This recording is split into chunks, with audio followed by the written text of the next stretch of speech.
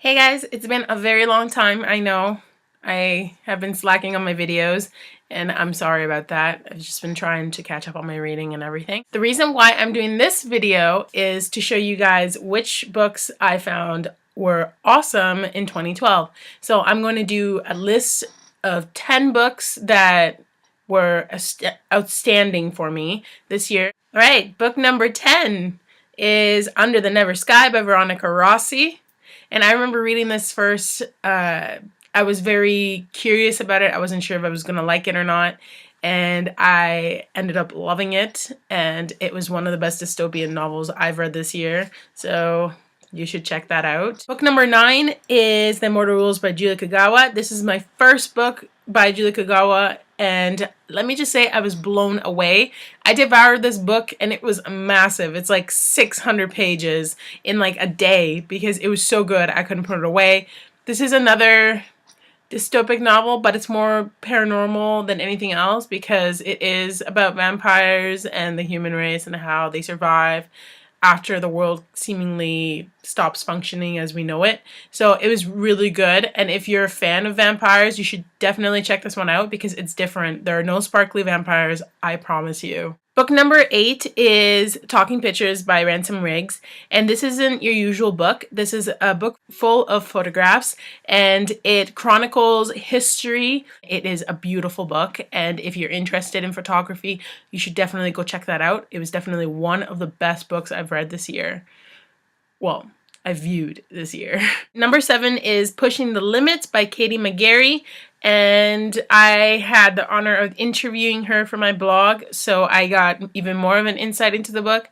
This book was awesome. It was reminiscent of Simone Alcalez, so if you like Simone Alcalez, you will probably love this one. And it was fun, it was deep, and it was very emotional. It wasn't just one of those bad boys meets good girls kind of clash together and make love, whatever. It actually had a backstory to it and it actually had depth. It wasn't just about the romance, and that's what I really loved about it. And I think that's what made it a really successful book this year. Book number 6 is Anna and the French Kiss by Stephanie Perkins. And I remember reading this book, and when I finished, I was just, it was so good. And I am a sucker for contemporary fiction, especially contemporary romance, and this was really, really cute. And even though Anna was a bit immature at times, she was a teenager, and it is, I think the whole magic of it being in Paris makes it so much better. Number 5 is The Knife of Never Letting Go by Patrick Ness. Oh man, okay, so when I first started reading this book, I remember thinking, this is a really weird writing style. But then I understood that it was the thoughts of a boy who was illiterate. So a lot of the writing in the book was kind of very unusual, uncommon, and that might set some people off, but if you stick it through, oh my gosh, that story is amazing, makes you cry. It's a crazy experience and you should check it out. Number 4 is The Fault in Our Stars by John Green, and I found this book to be very well written, and it was a very good read, very sad, very depressing, but it was a very good read. And I think it was interesting to read this type of book because I'm not used to reading a lot of books about cancer and about teenagers affected by cancer. And I think that John Green really touched on the subject really well and was able to create a story that touched his readers. I didn't cry, but I came very, very, very close to crying.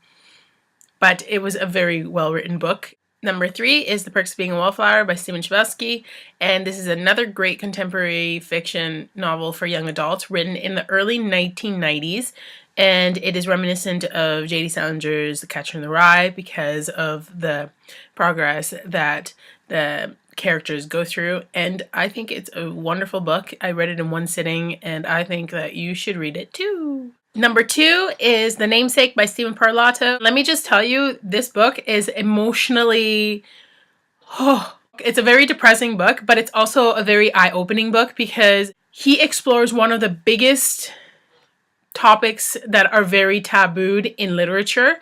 And if you approach this topic of domestic, like abuse, sexual and physical, and and emotional as well, then if you don't approach it properly, then you'll get criticism up the hooey. But this was a really, really good book, and I thought it was fantastic.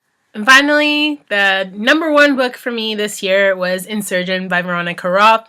I loved that book. The cliffhanger was heartbreaking because I wanted to read more, and when I turned the page, there was nothing else. But it was a very, very good book. Obviously, number one for me this year. And I could not put it down at all. I think I read it in like a day. I don't even know. I don't even remember. But it was such a good book. And I'm still thinking about it now. So that tells you something. And those are my favorite books of 2012. What are some of your favorite books? Why don't you let me know down in the comment section. I would love to see what you guys have loved reading this year. I will see you guys later. Thanks for watching. Bye.